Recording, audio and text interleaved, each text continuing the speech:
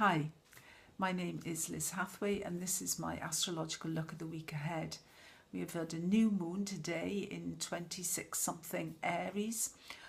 Mercury was stationary during that new moon, also in Aries. So all three of these planets are Mars ruled, and Mars at the moment is in Capricorn, which is a sign very geared up for results, very geared up, for the end game. It's got a narrow, if you look at this sort of the symbol for Capricorn, it's usually the one goat on the top there. It's not about enjoying the journey. It's very much about keep your eye on the ball and get the results in. So there's this lack of pleasure. There's this lack of enjoyment. There's, a tendency is, again, to make the ends justify the means in a way. Which, so as powerful as this new moon is and as useful as it can be if you've got the right agenda, shall we say, there is always that risk that, it's such a exhausting journey that by the time you get, the thing that you've hard desired, that there's very little pleasure in it because you're depleted. There's that sort of sense a little bit because this Mars will not move out of this sort of besiegement between Saturn and Pluto until the 26th of April. So until that time, this is a very sharp, a very rough, a very, just do it sort of energy. Just get what get what you want, get your goal, get your, do it. It's kind of quite intense. So the Venus in Taurus, that softens it a little bit. It's like, indeed, the relationship is important. Let's sit around, let's eat, let's, enjoy life. Life is for the living. Taurus is sensual, likes good food. Venus in Taurus likes, drink, likes to, have an amenable, people to be nice to each other. It's all about relationship and, shared values, shared, things like, eating together.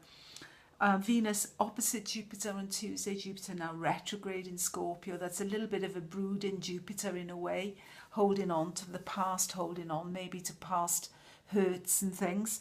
Whereas, the opposition there is a little bit of a warning towards excess, to try and, keep it within, to try and keep things, bounded a bit, keep things, don't go too far because Jupiter in Scorpio, there's an emotional, the moon is in fall in Scorpio, Venus is in detriment there, and Jupiter retrograde in Scorpio now. It could be holding on to some slight or some hurt or some... So this is a little bit of a crisis on Tuesday in the relationships field, but Venus trine Pluto on Tuesday evening sort of seems that it's one of those arguments afterwards, everyone feels better and the air is cleaned. Saturn retrograde on Wednesday, Sun also conjunct Uranus on Wednesday. So this is, Sun Uranus is quite technical, it's quite brilliant, it's quite, it's original, it's fiery, it's authentic, it's daring, it's stepping into new territory, it's certainly, yes, it's got that technological sort of feel, to it. While at the same time, Saturn moves retrograde on the same day. Saturn is the old, sort of god of, the earth, the fruits of the earth, husbandry, management of the earth. It's moving backwards. So maybe, in our personal lives, a time to look at resources, to have a look at, certainly with all that Mars stuff going on, maybe indeed a time to reflect and, and maybe put the foot on the brake a little bit in some area of your life. Look where Saturn is. Sun goes into Taurus on Friday. Pluto then goes retrograde itself on Sunday. So this idea of, being in difficult territory without a map, that sort of, that remains. This is quite fraught still, and it will be until Mars moves beyond Pluto. And Pluto retrograde again is this very intense, a planet retrograde stationary, an outer planet like Saturn and Pluto, particularly stationary. It puts all its weight down somewhere, so People with planets in and around that degree are going to feel it. You know, it's like almost, you know, having a tooth pulled and it taking twice as long as it should. You know, it's a sort of a slow extraction. This could be quite painful in some way. We also have the major event of the week, though, is really Chiron moving into Aries. Chiron was last in Aries in the period, say, from April 68 through till about early 76.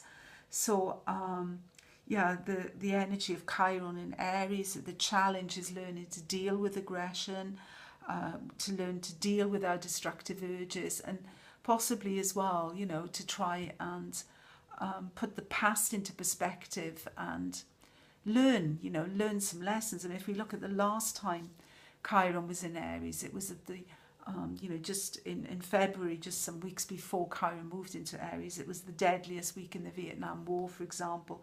I think 543 soldiers were killed in 1 week at that time. So there's this sense of the futility of war, the futility of violence, the futility of aggression. And we see this in many of the wars of that period. You know, we have Bangladesh, we have Biafra, you know, we have the Khmer Rouge. These were horrendous images of human suffering that we saw, and you know, like the Biafra images of children starving and the pain of war, you know. So this is, you know, Aries is very much about, you know, how we use aggression, how we deal, you know, as how we as humanity deal with that side of ourselves. And I think the thing about Chiron as well, it's the willingness, I think, to be grounded, to be rooted, to be, you know, very bit like Saturn in a way. You know, if Chiron in its discovery chart is in the fourth house in Taurus.